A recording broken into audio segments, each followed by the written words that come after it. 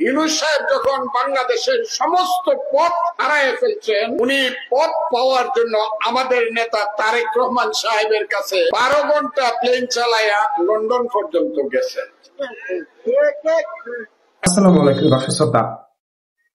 Doctor Mohammad ইউনূসের কোনো জায়গা হচ্ছে না, বেদিশা হয়ে গেছে। সব পথ হারিয়ে ডক্টর মোহাম্মদ ইউনূস এখন এদিক সেদিক ছুটাছুটি করতেছেন। শেষ পর্যন্ত তারেক রহমানের ধারস্থ হয়েছেন বাঁচার জন্য, বাঁচার কোনো পথ খুঁজে পাচ্ছে না। বলছেন বিএনপির ফজলুর রহমান। এই ব্যক্তিটাকে আমার যেটা মনে হয় সেটা হচ্ছে বাংলাদেশের যে একসময় যে বিগত সরকার আমলে যে একজন লোক ছিল ওবায়দুল কাদেরকে নিয়ে মানুষ যেমন বিনোদন নিত, পাশাপাশি রাগও কম ছিল না তার উপর সবার। এই বিএনপির এই নেতাটাও ঠিক একই টাইপের। তাকে দেখলে হুবহু ওবায়দুল কাদেরের কথা মনে পড়ে যায়, বা ওবায়দুল কাদেরের প্রবাসন বলতে পারেন। মানে এই লোকটা কখনো কোনো রাজনীতিবিদকে সম্মান দিয়ে কথা বলে নাই, নিজেকে সবসময় বড় রেখেছেন এবং নিজের দলের নেতা তারেক রহমানকে বড় রেখেছেন। ডক্টর মির ইউনূসের মতো একজন ব্যক্তিকে তিনি যা তা বলতেছেন। দর্শক, সব পথ হারিয়ে ডক্টর ইউনূস এখন তারেক রহমানের কাছে গেছেন বাঁচার জন্য। মানে কেমন কথা হয়ে গেল এটা ভাই?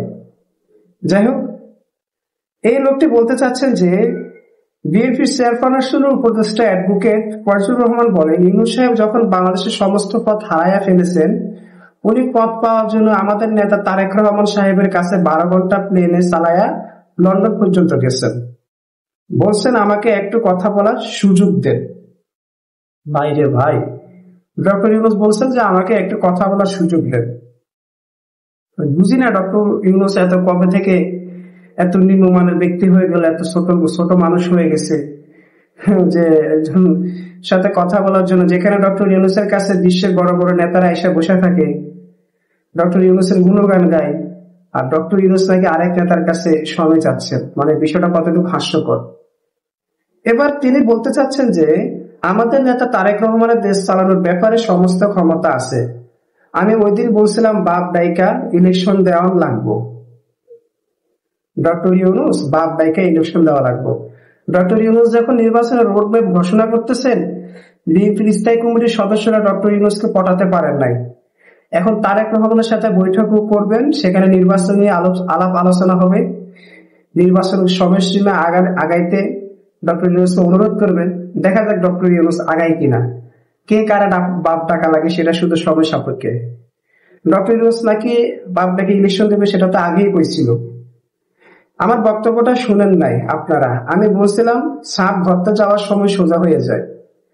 15 দিন আগেও যে ইউনূস সাহেব 6 দিন পর্যন্ত বিএনপির সময় চাওয়ার পরেও 1 ঘন্টা সময় দেয় না, এখন লন্ডনে 12 ঘন্টা ফ্লাইট চালাইয়া গেছে আমাদের নেতার সঙ্গে কথা বলার জন্য। লন্ডনে নাকি তারেক রহমানের সাথে কথা বলার জন্য গেছে, অথচ 4 দিনের রাষ্ট্রীয় সফরে গেছেন ডক্টর মোহাম্মদ ইউনূস যুক্তরাজ্যে। সেখানে ব্রিটিশ প্রধানমন্ত্রীর সাথে দেখা করার কথা এবং রাজা চার্লসের সাথে দেখা করার কথা। রাজা চার্লসের হাত থেকে একটা পুরস্কারও তিনি নেবেন। এটা হচ্ছে ডক্টর ইউনূসের ক্ষমতা। আর আইসে এখানে চাপা মারতে, মানে এই লোকটা এত বেশি চাপা মারতে মারতে নিজের বাপের নামটা শেষ পর্যন্ত ভুলে যায়। যাই হোক, তারেক রহমানের সঙ্গে সে বৈঠক হবে শুক্রবার। আশা করবো ইউনূস সাহেব সভ্যভাবে কথা বলবেন। ডক্টর ইউনূস সাহেব, আপনি আমার চেয়ে 9 বছরের বড়, আপনি আমার মুরব্বী, আপনি নোবেল পুরস্কার প্রাপ্ত। মানে কথার কৌশল দেখছেন এসব পাগলারা নাকি ভবিষ্যতে দেশ চালাইব।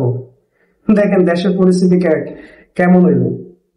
যার নিজের ব্রেন ঠিক নেই, নিজের মাথার ব্রেন লুজ আছে, সে আবার আইসে দেশ চালাইতো। যাই হোক,